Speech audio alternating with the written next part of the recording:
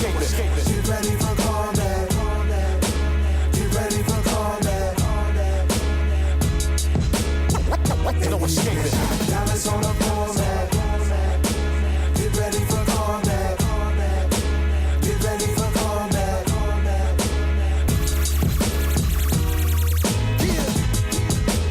Stand up. But Tribe, man, like I want to talk about your relationship with Q-Tip and how you wanted to be part of that movement, man. I always wanted to be in Tribe because Tribe was where I went. Battery Studios and Q-Tip's crib and being at Fife crib and fucking with them all the time was where I went to escape the dumb shit I was going through with leaders. Right. So every time we had a beef with leaders, I'd be like, fuck y'all niggas, I could go fuck with Tribe. You feel what I'm saying? Right. We was both four-man crews. You know, it was me, Brown, and Dink, and Malo, and it was, you know, Jerobi, Tip, Fife, and Ali. Right. So it was just like the same shit. I was comfortable, same environment. I was familiar with the same infrastructure. It's just they beats was just way more slapping than our shit. Right. And I was always inspired to write when I was around Tribe. So whenever I was going through the shit that I was going through with leaders, I would go get with Tribe to get the embrace being who I was and not having to compromise that. And they embraced all of it to the point where they put me on like 10 fucking features on all the Tribe albums. Oh my God. So I was like the unofficial fifth Tribe member because oh my God. It was just so many records. Right. Oh my God, God Lives Through, Right. 1, 2 shit. And that shit fit. Everything worked. Everything worked. Like fit. whatever we did together just worked. Now, I remember you writing about your pops taking you to do a crime once. Yeah. Like, let's talk about that, man. Yeah, my pops was crazy, man. He always proved, he had to prove himself his whole life. He was like the rich kid from Jamaica, Queens, or whatever, he in the hood, because they grew up right there, and she kept her business right there also, you know what I'm saying? So it was like my pops growing up, he had to always prove himself and fight and all that, so he was getting in a lot of trouble. Like the drugs, I guess, don't make you rational, you know what I'm saying? So he was getting in a lot of trouble, like robbing spots. He would do like big sell guns, like do deals like that, selling drugs or whatever. And he didn't really have to. Yeah, he didn't have to, you know what I'm saying? But he didn't want to run in his mom's with his habit shit, like, you know what I'm saying? And plus she had the attitude like she's gonna help him in life, but she ain't gonna take care of him. Right. You know what I'm saying? When he got older and him and my mom split up, he was going through a real bad situation, and he kidnapped me. You know what I'm saying? One time. I wanted to go though, like, you know what I'm saying? Like I wanted to be with my you didn't feel like nothing was wrong. You just I didn't know that I got kidnapped. You know what I'm saying? And he just told me we gonna have some fun for a little while, live over here for a minute, do something, whatever. I was like, that's fucked up though. He didn't get no Amber Alert put on him. See, black kids, they don't get no Amber Alert. We in the car, and I don't know where we going. He like, yo, come on, we gotta do this thing real quick, boom. So in the car, he like, I'll be right back. And boom, he got out the car, went in the store. I'm sitting there, I don't know what he's doing. He come out, boom, with a big ass bag, like a supermarket brown paper bag full of jewelry, like. Jewelry? Yeah, jewelry. Throws it in the back. I'm like, oh, all right, whatever. I don't know what's going on. Then he bouncing, right? So now the police chasing him. We getting the police chasing. Now I'm figuring out, oh shit, now he telling me what's happening. Right. So now I'm like, wow. And what's going on through your little mind? I was probably like 8, maybe 7 or 8. It was around that. Damn, you going up too, fam. It was like around that age, like After 7, they use some kind of accomplice.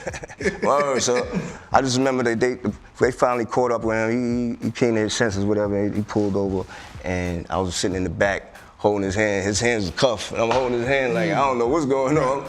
I'm shook. I'm like, what the fuck? You know what I'm saying? Now go back to 10 Crack Commandments. Were you making that beat for Biggie, or you just making I was making it for Angie Martinez. So you mean to tell me that 10 Crack Commandments was initially made for Angie Martinez? Yeah. Get the fuck out of here. Yeah, it was from Angie. You know what I'm saying? Like, J. Rue the Damager was super blazing with everything he was dropping at the time. Right.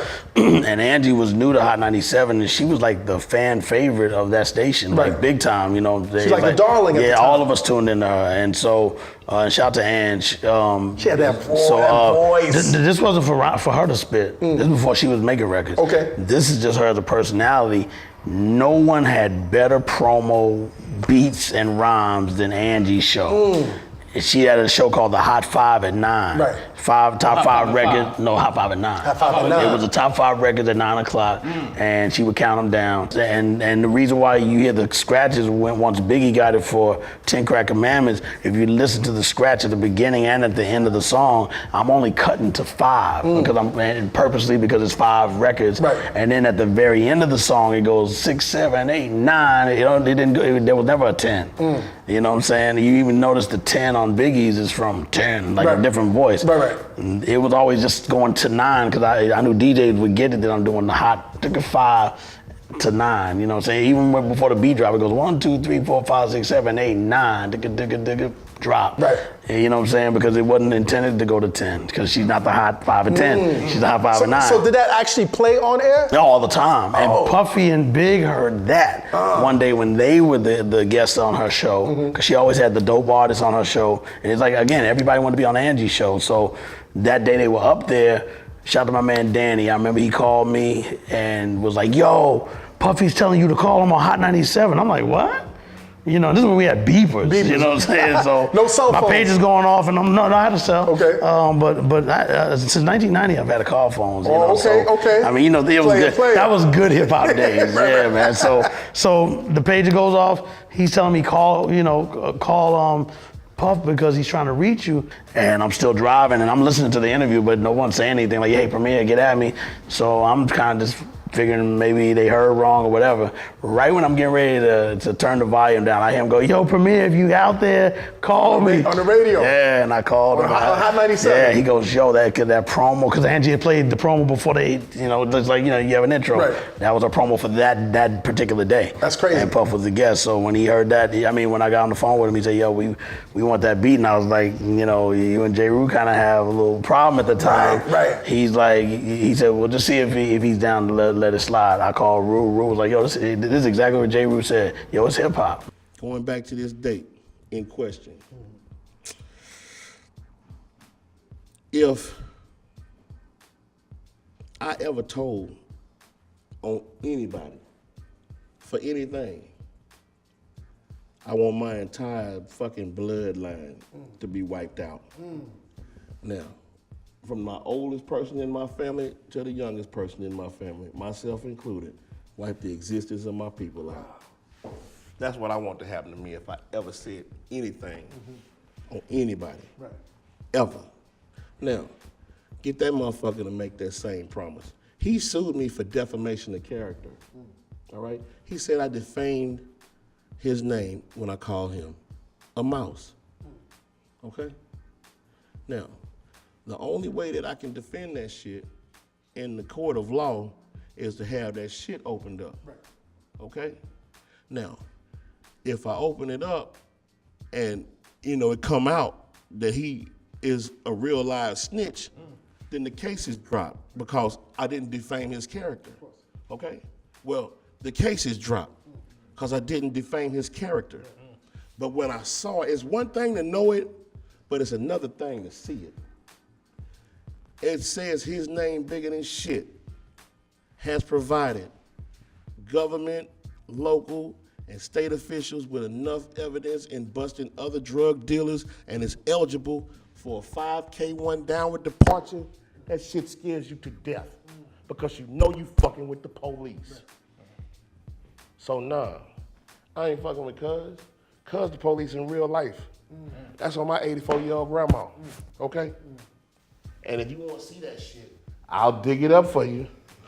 But when you see it, it'll scare you to death because it comes from, it ain't no motherfucking printed up ass alleged shit. This comes signed from the motherfucking United States of America. It's official. It's official. It's official. It is fucking official.